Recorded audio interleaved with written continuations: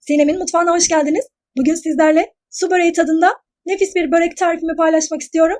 Çayınız olana kadar kolayca hazırlayabileceğiniz nefis bir börek oluyor. Tavada pişireceğim. Çok kolay hazırlanıyor. Yeni tariflerimden haberdar olabilmek için kanalıma abone olup zili tıklayıp bildirimleri açmayı unutmayınız.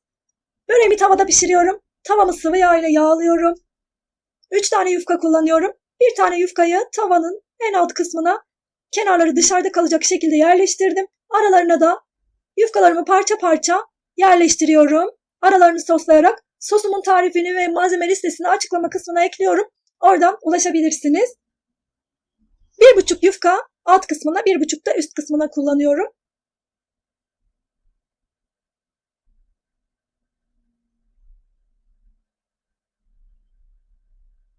Aralarını soslayarak yufkalarımı yerleştirdim. Şimdi peynir serpiyorum. İstediğiniz peyniri kullanabilirsiniz. Ben lor peynir kullandım. Beyaz peynir de çok yakışacaktır.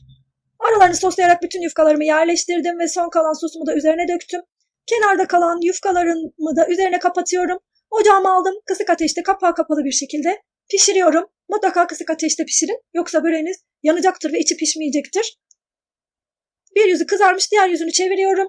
Biraz kenarlarından sıvı yağ döküyorum ki alt kısmı da güzelce kızarsın. Ocağımın altı çok kısık. Kısık ateşte böreğimi pişirdim. Ara ara da kontrol ediyorum.